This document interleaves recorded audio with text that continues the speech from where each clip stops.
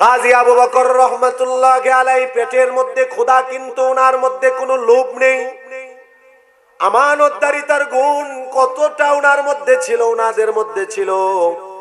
এবার তিনি মক্কার বাজারের মধ্যে খুঁজতে লাগলেন কেউ কে এলান করে কিনা যে এত দামি মূল্যবান সম্পদ হারিয়েছে, এলান তো করবে, ঘোষণা করবে। বিকাল পর্যন্ত, সন্ধ্যা পর্যন্ত বাজারে ছিলেন, কেউ এলান করে না, ঘোষণা করে না। কাজী আবু বকর রহমাতুল্লাহি আলাইহি কোটি টাকা দামের এই হার নিয়ে তিনি বাড়িতে চলে গেলেন। প্রতিদিন মক্কার বাজারে আসে, মক্কার বাজারে এসে চৌরাস্তার মোড়ের মোড়ে তিনি দাঁড়িয়ে থাকেন আর দেখেন কেউ কি হারিয়ে যাওয়া বস্তুর ঘোষণা করে কিনা। একদিন, দুই দিন, তিন দিন, এক সপ্তাহ পরে মক্কার বাজারের চৌরাস্তার মধ্যে একজন মুরব্বী, একজন আলেম দাঁড়িয়ে ঘোষণা করতেছে, ও মক্কার মানুষ, ও মক্কার মানুষ, তোমাদের মধ্যে কেউ কে আছো? আমার একটা কোটি টাকা দামের মূল্যবান বস্তু হারিয়ে গিয়েছে। কোন মুসলমান যদি পেয়ে থাকো, আমানতদারিতার গুণ রক্ষার্থে সেটা যদি আমার কাছে ফিরিয়ে দাও, আমি তাকে 500 মুদ্রা পুরস্কৃত করব। কাজী আবু বকর এই মুরব্বীকে দেখে বড় আনন্দিত হয়ে গেলেন, আরে আমার দায়িত্ব থেকে হয়তো আমি এতদিন পরে মুক্ত পাবো। এবার ওনার কাছে যাওয়ার পরে ওনার হাত ধরে ওনার বাড়িতে নিয়ে আসলেন আর বললেন, বাবাজি আপনি কি হারিয়েছেন বলেন। এবার মুরব্বী বাবা বিবরণ দিয়ে দিল, এমন একটা থলে, থলের ভিতর এমন কোটি টাকা দামের একটা গলার হার। এবার এটা বন্য বিবরণ পাওয়ার পরে কাজী আবু বকর রহমাতুল্লাহি আলাইহি ঘর থেকে কোটি টাকা দামের হারটা এনে আল্লাহর বান্দার কাছে পৌঁছে দিয়ে নিজের আমানতের হেফাজত করে পুরস্কৃত ওই যে 500 দিরহাম পুরস্কার। আল্লাহু আল্লাহ রাব্বি আল্লাহু আল্লাহ, আল্লাহু আল্লাহ রাব্বি আল্লাহু আল্লাহ। আল্লাহ তাআলার বিধান, রাসূলের আদর্শ আমাদের জীবনে থাকা দরকার আছে কি নাই? আজকে আমাদের জীবনের অশান্তির সবচেয়ে বড় কারণ আমরা আল্লাহর হুকুম, নবী করিম সাল্লাল্লাহু আলাইহি ওয়াসাল্লামের আদর্শ সুন্নাত আমরা ভুলে গিয়েছি, ঠিক কিনা বলেন? রাসূল বিদায় হজে বলেছিলেন, তারাকতু ফীকুম আমরাইন লান তাদিল্লু মা তামাসসাকতুম বিহিমা, কিতাবাল্লাহ ওয়া সুন্নাত রাসূলি। তোমাদের মাঝে দুইটা জিনিস রেখে গেলাম, তোমরা যদি দুইটা জিনিসকে ভালো করে আঁকড়ে ধরতে পারো কখনো তোমরা পথভ্রষ্ট হবে না। একটা হলো আল্লাহর কিতাব, আরেকটা হলো রাসূলের সুন্নাহ। কিন্তু আজকে আমরা অনেক মুসলিম উম্মাহ পথভ্রষ্ট তার মধ্যে আছি। তার অন্যতম কারণ আমাদের জীবনে আল্লাহর হুকুম নেই, রাসূলুল্লাহ সাল্লাল্লাহু আলাইহি সাল্লামের সুন্নতের বাস্তবায়ন নেই, ঠিক কিনা বলেন? সুন্নত, রাসূলের সুন্নত শুধুমাত্র নির্দিষ্ট কিছু ক্ষেত্রে রাসূলের সুন্নত না। নবীজির প্রকৃত আশিক কারা? আশিকে রাসূল শুধুমাত্র মুখে দাবি করলে হবে না। প্রকৃত আশিকে রাসূল তারা জীবনের শুরু থেকে শেষ পর্যন্ত এবং নিজের শরীরের মাথা থেকে পা পর্যন্ত রাসূলের সুন্নত থাকে যার, সেই হলো আশিকে রাসূল, ঠিক কিনা? সারা বছর নামাজের খবর নেই, সারা বছর ইবাদত আমলের কোনো খবর নেই, সারা বছর কোন রাসূলের সুন্নতের কোনো পড়ুয়া নেই, কিন্তু বছরে শুধুমাত্র 1-2টা দিন দুই একটা কাজ করে নিজেকে যদি আশিক রাসূল দাবি করি, তাহলে কি রাসূলের আশিক হওয়া যাবে? জীবন ভর রাসূলের সুন্নত মানতে হবে, জীবন ভর রাসূলের সুন্নতকে মোহাব্বত করব। যতদিন বেঁচে থাকবো আল্লাহর আদেশ এবং রাসূলুল্লাহ সাল্লাল্লাহু আলাইহি ওয়াসাল্লামের সুন্নাহ অনুযায়ী জীবনকে সাজাবো ইনশাআল্লাহ বলি। সেই অনুপাতে আজকের এই কোরআনের মাহফিল, এই যে হুজুর এত কষ্ট করে অক্লান্ত পরিশ্রম করে মেহনত করে আপনারা এলাকাবাসীর সাহায্য সহযোগিতায় সকলের মোহাব্বত ভালোবাসায় আজকের এই আয়োজন করা হয়েছে। কেন? এখান থেকে উলামায়ে কেরাম কোরআন হাদিসের কথা বলবে, এলাকাবাসী এগুলোর উপর আমল করবে, আলেমদের যে দায়িত্ব সেই দায়িত্ব পালন হবে এবং যারা শুনবে তারা আমল করলে আমরা বলনেওয়ালা শুননেওয়ালা সবাই এই আজকের মাহফিলের নাজাতের উসিলা হবে, ঠিক কিনা বলেন? আমরা আশাবাদী যে আজকের মাহফিল আমাদের গুনাহ মাফের উসিলা হবে, আজকের মাহফিল আমাদের প্রত্যেকের জীবনের সকল ধরনের পাপ আল্লাহ ক্ষমা করবেন, গুনাহ ক্ষমা করবেন। আখিরাতে আজকের মাহফিল আমাদের প্রত্যেকের নাজাতের জারিয়া হয়ে আল্লাহ আমাদেরকে এটাই জান্নাতে যাওয়ার একটা মাধ্যম বানিয়ে দিবে, জোরে বলি আমিন। তবে এটা কখন হবে? যখন কোরআন হাদিসের কথাগুলো আমরা ইখলাসের সাথে বলবো, বললে বলারও ইখলাস লাগবে। আমি যখন ইখলাসের সাথে বলবো, আপনারা যখন ইখলাসের সাথে শুনবেন, তাহলে আমাদের আমলে আসবে, আর আমলে আসলেই জীবন পরিবর্তন হবে। দেখেন, যত জমানা যাচ্ছে তত মানুষের বাড়িঘরের উন্নত হচ্ছে, যত জমানা যাচ্ছে রাস্তার উন্নত হচ্ছে, মানুষের ব্যাংক ব্যালেন্স দিনকে দিন বাড়তেছে, মানুষের এই বাহ্যিক দৃষ্টিতে যেগুলো দেখা যায় সেগুলো তারাক্কি হচ্ছে, কিন্তু মানুষের যে আসল বিষয় সেটা হলো মানুষের চারিত্রিক গুণ, এটা দিনকে দিন মানুষের অবনতি হচ্ছে। ঠিক কিনা বলে? দিনকে দিন নামাজের সংখ্যা কিন্তু বাড়তেছে না, দিনকে দিন পর্দাশীল নারীর সংখ্যা কিন্তু বাড়তেছে না, দিনকে দিন সুদ ছেড়ে দিবে এই মন মানসিকতার লোকের সংখ্যা কিন্তু বাড়তেছে না, দিনকে দিন ঘুষ ছেড়ে দিবে এই মন মানসিকতার লোকের সংখ্যা কিন্তু বাড়তেছে না, কিন্তু বাড়ি গাড়ি ঠিকই বাড়তেছে। তার মানে আমরা চোখে যা দেখছি এগুলোর তারাক্কি উন্নতি হচ্ছে, আমাদের জীবন আমাদের চরিত্রের উন্নতি ঘটতেছে না। কিয়ামতের আলামত রাসূল যতগুলো বলে দিয়েছিলেন, হাদিস পড়ালে দেখা যায় প্রায় সবগুলো আলামতই বর্তমানে জমানায় পাওয়া যায়। জোরে বলেন ঠিক কিনা? আল্লাহর নবী বিশ্ব নবী রাহমাতুল লিল আলামিন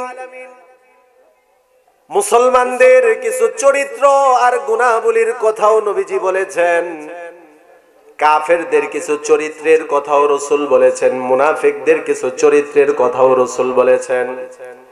সহিহ মুসলিমের হাদিসের বর্ণনা, আল্লাহর নবী সাল্লাল্লাহু আলাইহি ওয়াসাল্লাম মুনাফিকদের চরিত্রের ব্যাপারে বলেছেন, আয়াতুল মুনাফিকি সালাত। যারা মুনাফিক হবে তাদের মধ্যে তিনটা চরিত্র থাকবে, তিনটা অভ্যাস তাদের মধ্যে থাকবে। এক নাম্বার নবীজি বলেন, ইদা হাদ্দাসা কাযাবা। যারা মুনাফিক তাদের চরিত্র হলো এরা কথায় কথায় মিথ্যা বলবে। দ্বিতীয় নাম্বার মুনাফিকের আলামত হলো ওয়া ইদা ওয়াদা আখলাফা। মুনাফিক ওয়াদা করলে ওয়াদার ভঙ্গ করবে, বিপরীত করবে। তৃতীয় নাম্বার নবীজি বলেন মুনাফিকের চরিত্র হলো ওয়া ইদা আতুমিনা খানা। মুনাফিকের কাছে আমানত রাখা হলে মুনাফিক আমানতের খেয়ানত করবে। আরেক হাদিসের মধ্যে রাসূল আরেকটা আলামতের কথা বলেছেন, ওয়া ইদা খাসামা ফাজার। মুনাফিক যখন ঝগড়া করবে কথায় কথায় সে গালি দিবে। আমি আপনাদেরকে প্রশ্ন করি, কথায় কথায় মিথ্যা বলা, আমানত রাখলে আমানতের খেয়ানত করা, ওয়াদা করলে ওয়াদার ভঙ্গ করা, ঝগড়ায় লাগলে কথায় কথায় গালিগালাজ করা, এগুলো বর্তমানে শুধু মুনাফিকের অভ্যাস না, অনেক মুসলমানের মধ্যে এই অভ্যাস চলে আসছে। বলেন ঠিক কিনা? আমার কথায় কোনো মন খারাপ করা যাবে না, মনে কোনো কষ্ট নেওয়া যাবে না। কোরআন হাদিসে যা সত্য সেটা বলতে হবে, সেটা আমাদেরকে শুনতে হবে। নবী করিম সাল্লাল্লাহু আলাইহি ওয়াসাল্লাম মুনাফিকের আলামতগুলো কেন বলেছেন? যাতে এই আলামতগুলো শুনে যারা ঈমানদার এই বদ অভ্যাসগুলো তারা যেন ছাড়তে পারে। আমার বলার উদ্দেশ্য হলো এটা, আমরা নিজেকে মুসলমান বলে মুমিন বলে দাবি করি, মুনাফিকের যে খারাপ চরিত্রগুলো আছে আল্লাহর কাছে দোয়া করি আল্লাহ আমাদের ওই সকল চরিত্র থেকে হেফাজত করুক। জোরে বলি আমিন। নবী করিম সাল্লাল্লাহু আলাইহি ওয়াসাল্লাম তিরমিজির বর্ণনায় এসেছে, আল্লাহর নবী মুহাম্মদুর রাসূলুল্লাহ সাল্লাল্লাহু আলাইহি ওয়াসাল্লাম বলেছেন, আজকের কথা নয়, আজ থেকে প্রায় 1450 বছর আগে রাসূল বলেছেন, এই জমানার কথা, এই জমানার বাস্তবতার কথা, এই জমানায় প্রকাশিত কিছু কাজের কথা রাসূল বলে গিয়েছেন। আল্লাহর নবী বলেছিলেন, ইদা ফাআলাত উম্মতি 15 খাসলাতান হাল্লা বিহাল বালা। আমার উম্মতের মধ্যে যখন 15টা ধ্বংসাত্মক কাজ দেখা দিবে, নবীজি বলেছেন এই উম্মত যখন 15টা ধ্বংসাত্মক কাজ করবে, হাল্লা বিহাল বালা, একের পর এক বিপদ আপদ মুসিবত, একের পর এক আযাব আর গজব আল্লাহ তাআলা তাদেরকে দিবেন।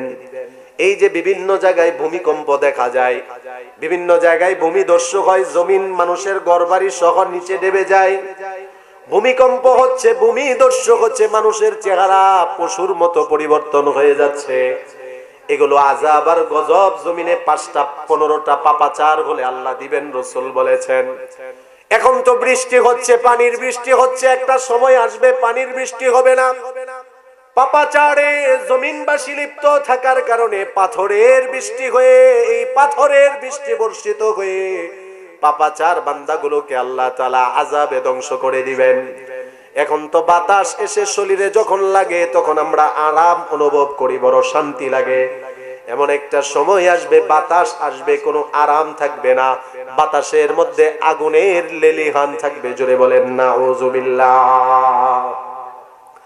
কখন জমিনের মধ্যে এই অবস্থাটা হবে রাসূল সেটাও বলেছেন, যখন 15টা এমন কাজ জমিনবাসী করবে।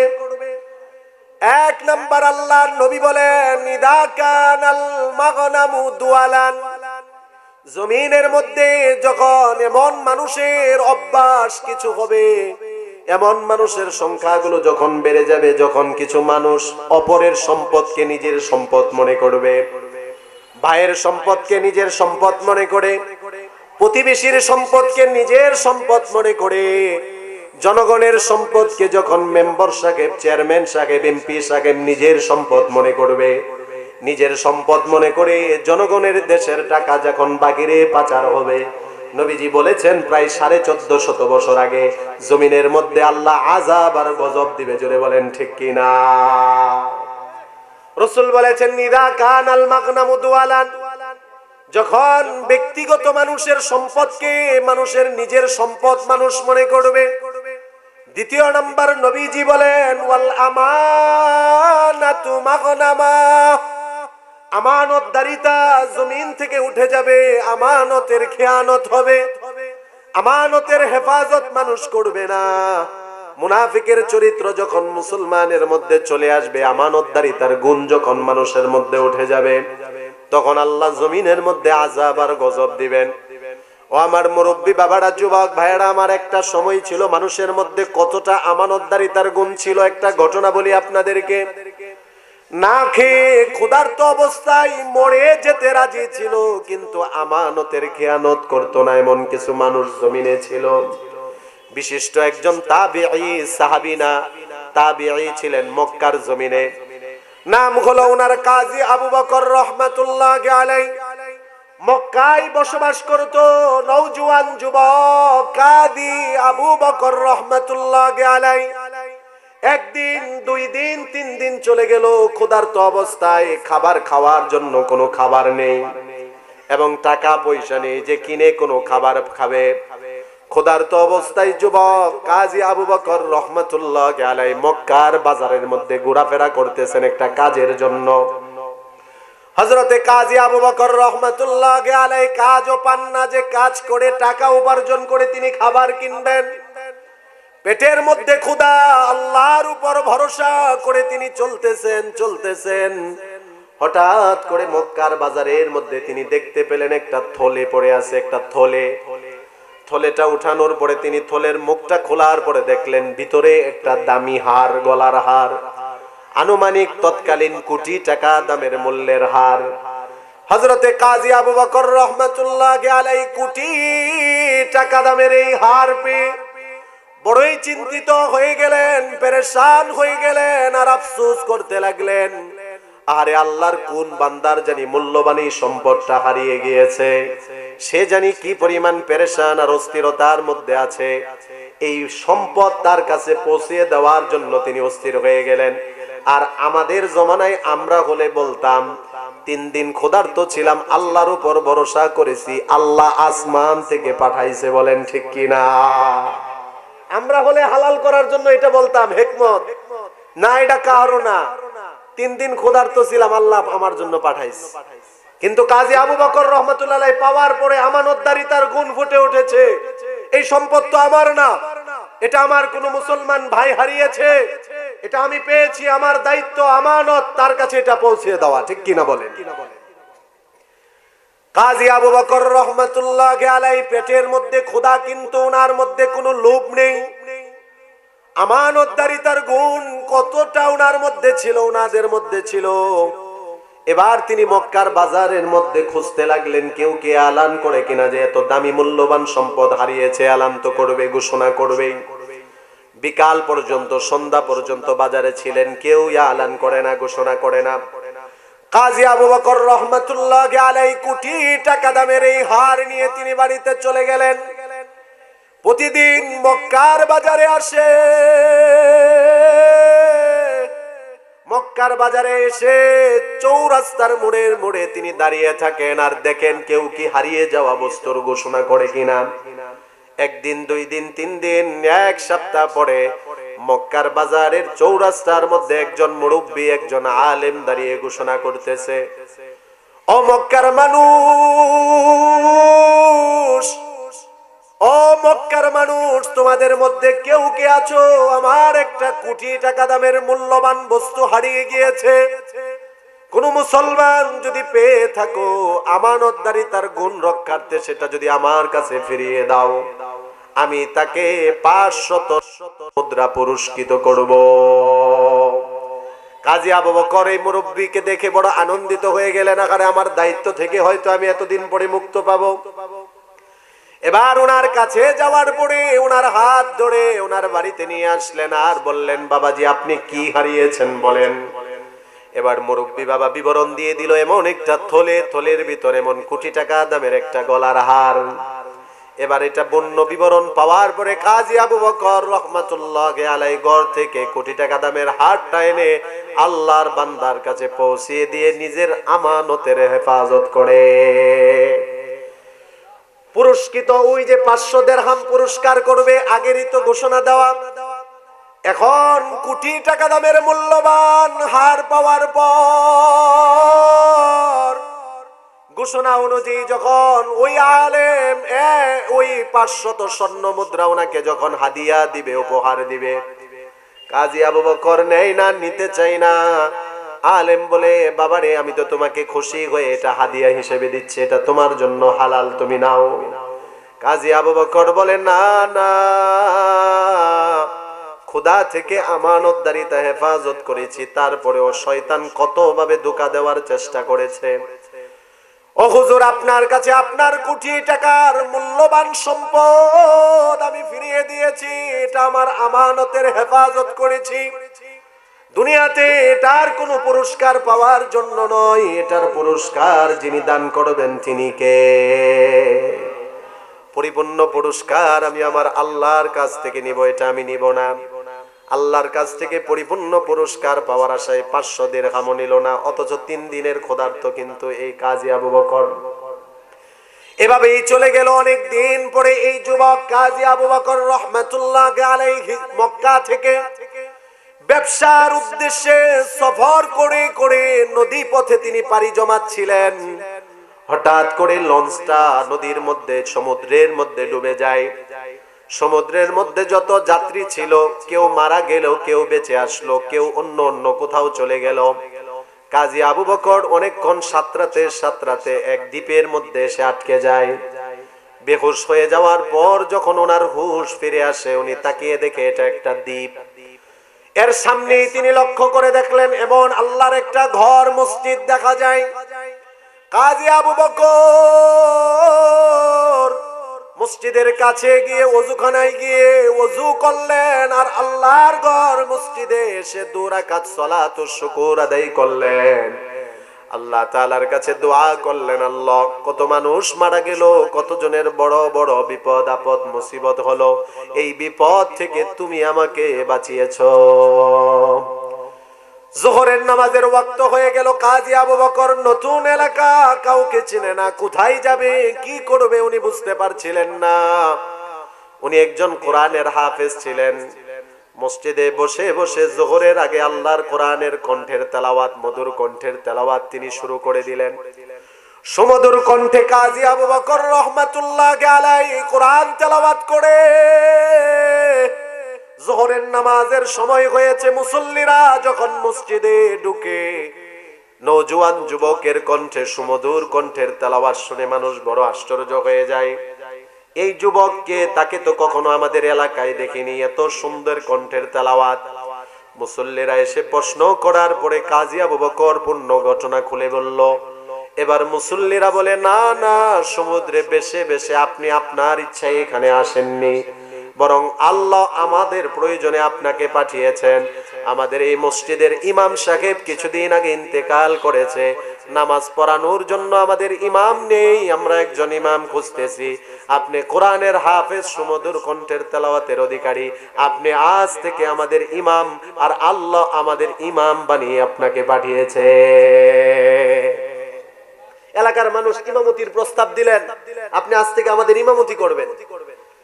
হযরতে কাজী আবু বকর যুবক মনে মনে চিন্তা করে দেখলো, মক্কায় তো আমার কোনো ব্যবসা নেই, আমার তো কোনো চাকরিও নেই, এখানে যদি আমি মসজিদের খেদমত করি সমস্যা কি? তাদের যেহেতু ইমামের প্রয়োজন, আমারও তো একটা থাকার প্রয়োজন, আমারও তো রুজি রোজগারের প্রয়োজন। কাজী আবু বকর রাহমাতুল্লাহি আলাইহি মসজিদে ইমামতি শুরু করে দিলেন। কিছুদিন যাওয়ার পরে মুসল্লিদের সাথে একটা অন্তরঙ্গ মোহাব্বত হয়ে গেল। এলাকার মানুষ কাজী আবু বকর রাহমাতুল্লাহি আলাইহিকে বড় মোহাব্বত করে ভালোবাসে। নওজোয়ান যুবক কাজী আবু বকরকে একদিন মুসল্লিরা এসে প্রস্তাব করলো, হুজুর বয়স তো বিবাহের উপযুক্ত তো হয়েছে বয়স, এবার একটা বিবাহ করা দরকার। হযরতে কাজী আবু বকর রাহমাতুল্লাহি আলাইহি তার ওই এলাকার মুসল্লিদেরকে বলল, বাড়ি ঘর নেই আমার, টাকা পয়সা নেই, আমি ধনীও না, কে কার মেয়েকে আমার কাছে বিবাহ দিবে? এবার মুসল্লিরাই প্রস্তাব করলো, হুজুর আমাদের যে আগের ইমাম সাহেব ছিলেন, ওনার সুন্দরী, পরমা সুন্দরী, বড়ই পর্দানিশীন একজন মেয়ে আছে। বাবার ইন্তেকালের পরে আমরাই তো হুজুরের পরিবারকে দেখাশোনা করি। ইমাম সাহেব দীর্ঘদিন আমাদের মাঝে ছিল, হুজুর ইন্তেকাল করেছে, আপনি যদি বলেন আর আপনি যদি রাজি থাকেন, হুজুরের সেই মেয়েকে আপনার সাথে আমরা বিবাহ দিয়ে দিব। কাজী আবু বকর রাহমাতুল্লাহি আলাইহি বললেন, ঠিক আছে আমি রাজি আছি। বিবাহ হয়ে গেল।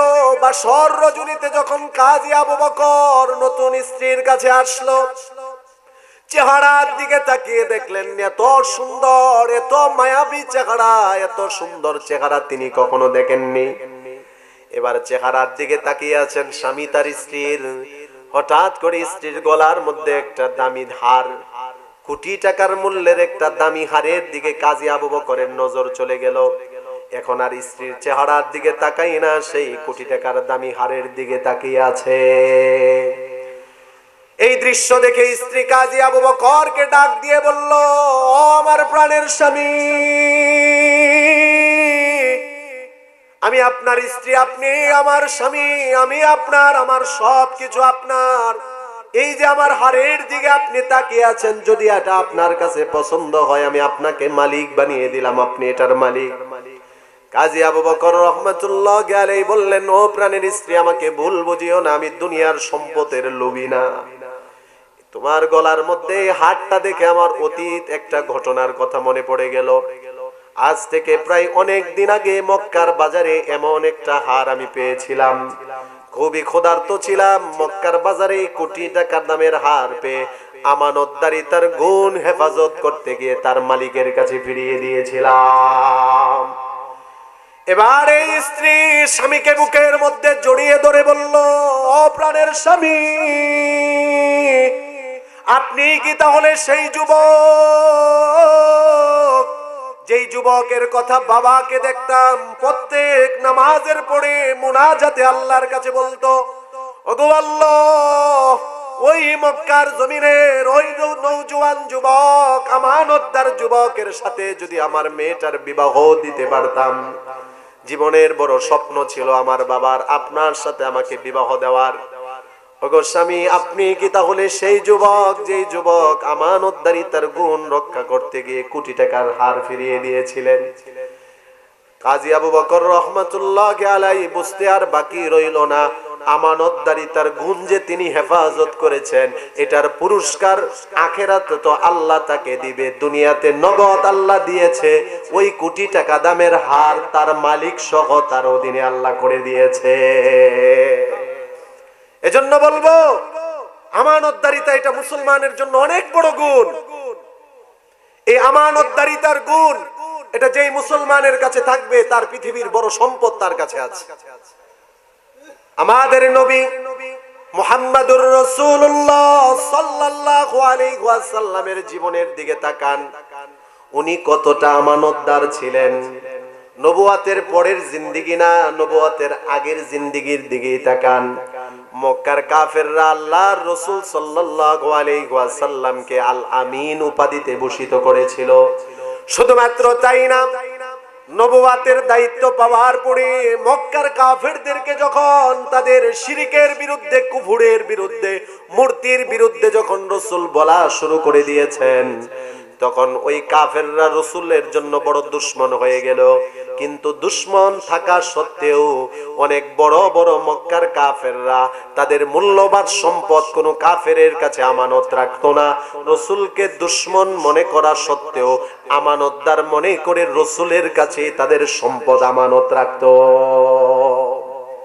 আবু জাহেলের অনুসারীরা আবু জাহেলের কাছে সম্পদ রাখতো না, কারণ জানে আবু জাহেল এটা তো নিজেরটা তো খাইবো 14 গোষ্ঠীরটা খায় নাই, ঠিক কিনা?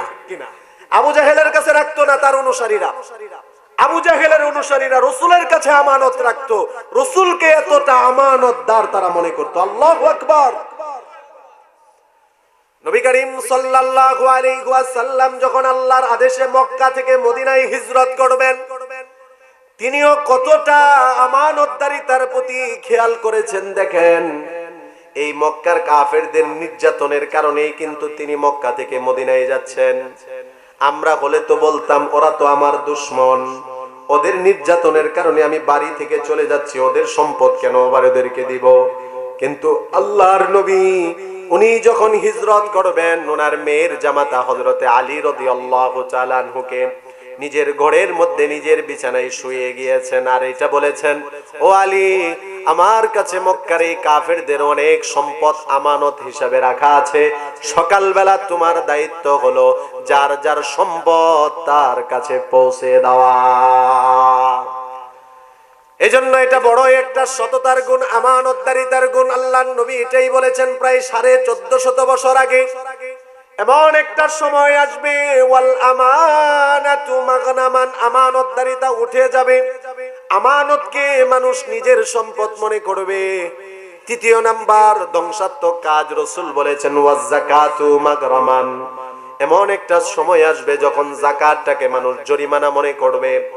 অনেক মানুষ দেখবেন 5 ওয়াক্ত নামাজ ফরজ এটা স্বীকার করে এবং এটা যথাযথ গুরুত্ব দেয়, আদায়ও করে, কিন্তু ওই লোকটাই সম্পদশালী, তার উপর যে নামাজের মতো যাকাত ও ফরজ এটা অনেকে স্বীকার করে না, স্বীকার করলেও যথাযথ যাকাত আদায় করে না। বলেন আছে কি নাই?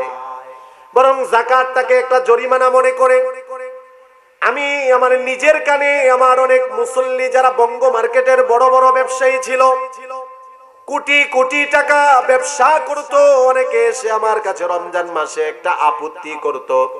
আমি নাম বলবো না, তবে যারা বলতো আমি তাদের কথা বলতেছি। অনেকে এসে আমার কাছে রমজান মাসে আপত্তি করত, হুজুর এই যে প্রত্যেক বছর আমার কষ্ট করা উপার্জিত সম্পদ থেকে হাজার হাজার লক্ষ লক্ষ টাকা যাকাত দেওয়া লাগবে, এটা কেমন জরিমানা মতো হয়ে গেল।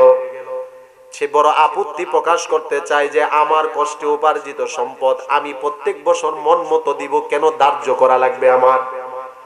আমি তখন বলেছিলাম আপনি তো দাবি করতেছেন এগুলো আপনার সম্পদ, অথচ যখন আপনি দুনিয়াতে এসেছিলেন সম্পদ তো দূরের কথা, শরীরের মধ্যে একটা কাপড়ও ছিল না। জোরে বলেন ঠিক কিনা?